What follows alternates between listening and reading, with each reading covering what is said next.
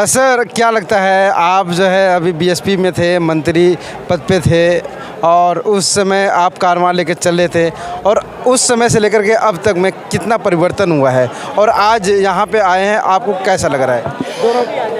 आज जो ये राष्ट्रीय पैमाने पर जो बौद्ध धर्म सम्मेलन हुआ है, चाहे यहाँ हो, चाहे दिल्ली में हो या देश के कोने कोने में, धर्म के प्रति, बौद्ध धर्म के प्रति जो है लोगों की आस्था बढ़ रही है।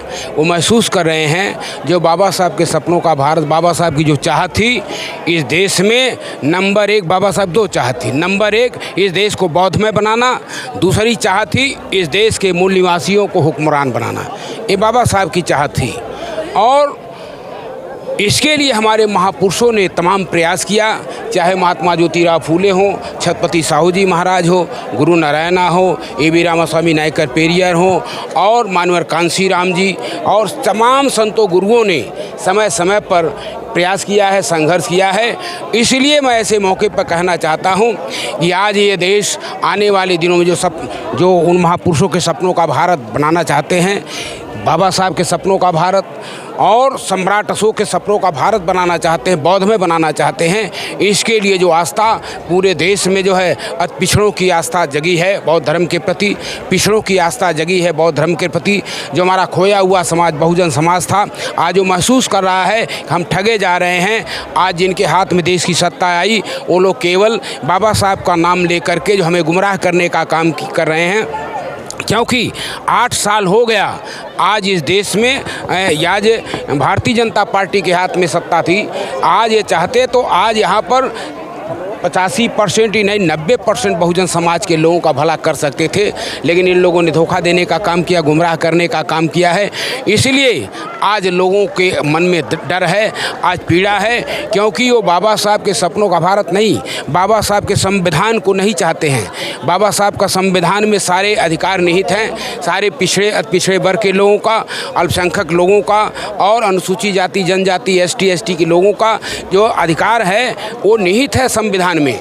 लेकिन आज भी आज़ादी के लगभग 75 साल होने के बावजूद भी और संविधान लागू होने के 72 साल होने के बावजूद भी सही माने में बाबा साहब डॉक्टर भीमराव अम्बेडकर का संविधान पूर्ण रूप से लागू नहीं। बहन जी के सबसे विश्वसनीय नेता हैं, ऐसा क्या हुआ कि जो आपको बीएसपी छोड़कर पार्टी बनाने? अब हमारे साथी ने सवाल किया कि आपने पार्टी बनाया, तो पार्टी मैंने बनाया तो पार्टी का विरोध थोड़ा किया, हमने फिर समर्थन किया, बसपा का ही समर्थन किया। उत्तर प्रदेश के इलेक्शन में आप देख लेंगे, पता लगा लीजिएगा, हमने विरोध नहीं किया।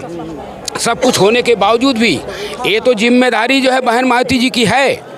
आज जो हमसे ये सवाल आ रहा है कि कैसे जो है बहन मायावती जी देश की प्रधानमंत्री बनेगी, तमाम जगह चर्चा हो रहा है कि बहन जी देश की प्रधानमंत्री बनेगी, तो ये बहन जी की भी जिम्मेदारी है। जो हमारा अति पिछड़ा जिसकी संख्या 40.5%, यानी लगभग जो है 40% से ऊपर अति पिछड़े वर्ग के लोगों की संख्या है, पिछड़ों की 54% संख्या है और आज धार्मिक अल्पसंख्यक समुदाय के लोग हैं।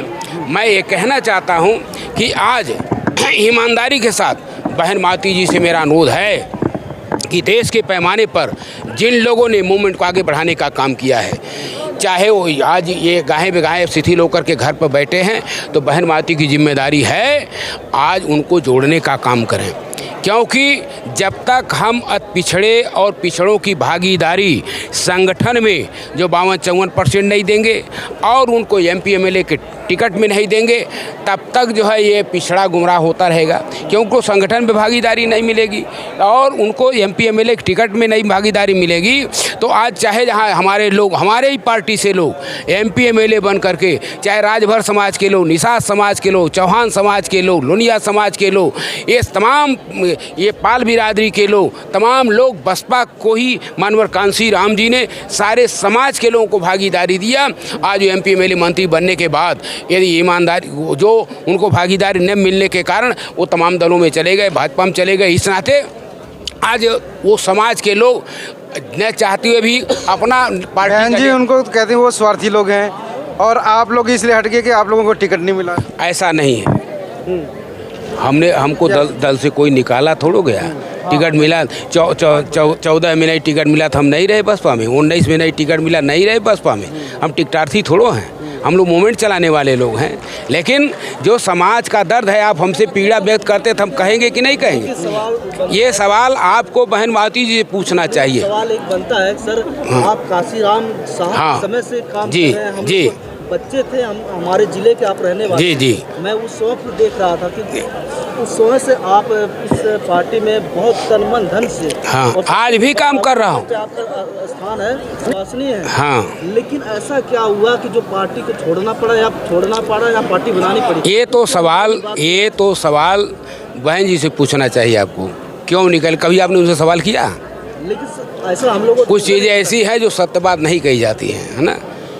ये पार्टी का अंदरूनी मामला है, ये बहन जी का विषय है। तो मीडिया के सामने आते हाँ, तो अपना उनका विषय है। हमें जो कहना था मैंने लिख करके दिया कि मूवमेंट थी, लिख करके दिया था। आज भी वो लेटर उनके पास होगा, मेरे पास भी है। क्या था कि आज के परिवेश में बाबा साहेब मानवर कांशीराम का मूवमेंट पिछड़ रहा है। क्या मैंने लिख के दिया कि बाबा साहेब मानवर कांशीराम उन महापुरुषों का सपनों का भारत नहीं बन पाया, मूवमेंट पिछड़ रहा है, और जिससे बहुजन समाज में आक्रोश है। इसलिए हम प्राथमिक सदस्यता स्थिति पर वर्तमान बहुजन समाज पर रीतियों सहमत हूँ। क्या मैंने कहा?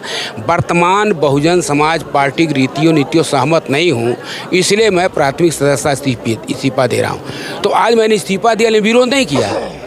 हमने इस्तीफा दिया, पार्टी बनाया, फिर समर्थन किया उसी पार्टी, क्योंकि आने वाली औलादे गाली न दे। समर्थन क्यों किया जब वो उस मिशन मूवमेंट पे काम ही नहीं कर रही है पार्टी, तो आपने समर्थन क्यों किया? इसलिए कि हमारा समाज भोला भाला समाज है। ये दूसरे लोग चालाक लोग गुमराह करते कि देखो भाई लालमणि जी केवल जानते हैं, कोई कहता कि समाजवादी पार्टी के लोगों ने पैसा दे दिया हो तब वो लड़ा रहे हैं, कोई कहेगा भाजपा वालों ने पैसा दिया तब लड़ा रहे हैं। इस नाते मैंने जब समर्थन किया तो आज पूरे प्रदेश में लोगों ने, चाहे बम सेब के लोग हो चाहे बीएसपी के लोगों ने हमें बधाई दिया, मुबारकबाद दिया।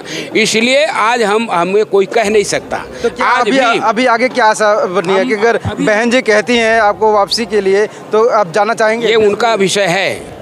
अभी तक समर्थन करने के बाद भी आज तक तो ये बात नहीं, मैं तो हम अपनी बात, हम एमपी एमएलए बनने के लिए कभी सपने में नहीं सोचे थे। हम तो कभी नहीं सोचे थे कि हम एमपी एमएलए मंत्री बनेंगे, लेकिन समाज के बदौलत बाबा साहब के नहीं। देखिए, मैं फिर कहा कि यदि खाली टिकट का लालसा होता तो टिकट तो भाजपा वाले दे रहे थे, टिकट तो समाजवादी पार्टी दे, तो मैं नहीं गया।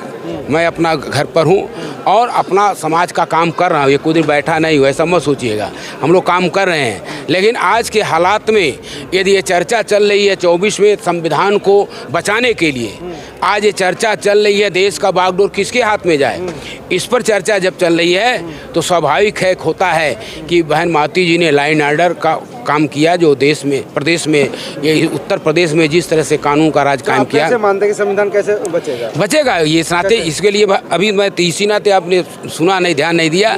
मेरा ये कहना है कि संविधान बचेगा तब बचेगा जब बहुजन समाज के लोग, चाहे कितनों भी संगठन बनाए हों, सारे लोगों को एक प्लेटफॉर्म पाना होगा, समर्थन करना होगा। और ये बहन जी की सबसे ज़्यादा जिम्मेदारी है, उनको देश के पैमाने पर प्रदेश और देश में जिन लोगों ने, मैं फिर कह रहा हूँ, जिन लोगों ने योगदान दिया है, चाहे किसी भी दल में गए हों, बहन जी को बुला करके, यदि आते हैं तो बुलाना चाहिए, बुला करके एक ऑल इंडिया स्तर का सम्मेलन करें, 2 दिन का अधिवेशन करें, उनकी ओपिनियन कैसे मूवमेंट आगे बढ़े। और यदि इन्होंने बहन जी की भी कोई गलती है कि वास्तव में कार्यक्रम पिछड़ रहा है, इनको भी स्वीकार करना चाहिए अपनी गलती को। जैसे तमाम लोग जो है नेता होते हैं कि अपनी गलतियों के कारण हम हार गए, हम अपनी ले रहे हैं अपने ऊपर। तो हमारी नेता हैं, समाज के हित में, देश के हित में, मूवमेंट के हित में बहन जी को अपनी गलती को स्वीकार करना चाहिए। मूवमेंट पिछड़ रहा है। एक पार्टी की बात आप कर रहे हैं, हाँ। अभी और भी पार्टियों में जो 131 जो सांसद बन के गए हैं, आज तत्काल की जो खबर है वो अभी की राजेंद्र पाल गौतम जी ने इस्तीफा सौंप दिया है, उनके ऊपर दबाव आ रहा था। कहीं ना कहीं उन्होंने प्रथम चरण का इतना हुजूम, मतलब इतने लोग उन्होंने धर्मांतरण के चलते उनको आरोप लगाया गया, एक लांछन लगाया गया। ऐसा है, क्या लगता है कि मतलब राजनीति ऐसी मजबूत हो जाएगी? नहीं, ऐसे कैसे राजनीति मजबूत आपको अपना प्लेटफॉर्म सत्ता में आने नहीं, सत्ता में आने के लिए तो बात हो रही है। और क्या, हमारे लोग जो टूट करके दूसरे दुश्मन के खेमे में जाते हैं, आरएसएस में गए हैं, बीजेपी में काम कर रहे हैं, किसको मजबूत कर रहे हैं, किसको मजबूत कर रहे हैं? तो सत्ता कैसे मजबूत होगी? सत्ता को मजबूत करने के लिए हमारे जो अन्य तमाम सामाजिक संगठन हैं, तो जो भी सामाजिक संगठन है उनको एक इकट्ठा हो करके अब मजबूती देना पड़ेगा, इकट्ठा हो करके ताकत देना पड़ेगा। जैसे आरएसएस के तमाम 150 पौने 200 सामाजिक संगठन है, तो उनका प्लेटफार्म राजनीतिक प्लेटफार्म बना है। हमारे लोग जो है कहीं यदि गुमराह है तो उनको इकट्ठा होना पड़ेगा और उस पर मंथन चल रहा है। ऐसा मत सोचिएगा हम लोग बैठे हैं, हम लोग इस पर काम कर रहे हैं। ये जो सम्मेलन हो रहा है, बौद्ध धर्म सम्मेलन या और पार्टियों का सम्मेलन, तमाम बुद्धिजीवी जो है अपनी बात को रख करके समाज को तैयार कर रहे हैं। तो सारे लोग पिछड़े वर्ग के लोगों में ज़्यादा जो है जोशो खरोश है। वो अब महसूस कर रहे हैं कि हमारा हक अधिकार छीना जा रहा है, संविधान खतरे में है। क्योंकि न तो अच्छा का कोटा, बैकवर्डों का कोटा पूरा हुआ, न पिछड़ों का कोटा पूरा हुआ, अल्पसंख्यक का कोटा पूरा, अनुसूचित जाति जनजाति का भी कोटा पूरा नहीं हुआ है। इसलिए सारी चीज़ें प्राइवेट सेक्टर में जा रही हैं, प्राइवेट सेक्टर में आरक्षण है नहीं। इसलिए मैं कहना चाहता हूं कि हमें इकट्ठा होना पड़ेगा। अपने कोई भी यदि गलती है अपने को भूल सुधार करके, और नेता की भी जिम्मेदारी है। हम कह रहे हैं कि बहन माती जी यदि प्रयास करेंगी, मैं दावे के साथ कह रहा हूं कि इस देश में जो सबकी निगाहें जो है बहन माती जी की तरफ हैं, अन्य पिछड़े नेताओं की तरफ भी है। लेकिन जो हालात है, जिस तरह से बहन माती ने कानून का राज कायम किया, आने वाले दिनों में दावे के साथ कहना चाहता हूं, यदि 6-7 महीना साल भर के अंदर यदि बहन जी ने प्रयास किया, पहल किया, तो बहन जी को प्रधानमंत्री बनने से कोई माई कलाल नहीं रोक पाएगा, नहीं रोक पाएगा, नहीं रोक पाएगा। दहशत है आरएसएस में, दहशत है बीजेपी में, क्योंकि इन लोगों ने 8 साल में कोई काम नहीं किया है। इन्होंने धोखा देने का काम किया है। इसलिए आज जनता इनके गुमराहियत से, इनके गुमराह करने के कारण इनकी बात को सब समझ गई है। आज वो लोग परिवर्तन की जो आंधी के रूप में जो मूवमेंट एक कारवां चल रहा है, ये सम्मेलन चाहे बौद्ध धर्म का सम्मेलन है, जो अन्य पार्टियों का बैठक, अपने लोगों बहुजन समाज का बैठक हो रहा है, हमें पूरा उम्मीद है आने वाले दिनों में इस देश में बाबा साहब के सपनों का भारत बनेगा, सम्राट अशोक के सपनों का भारत बनेगा। जय भीम, जय भारत।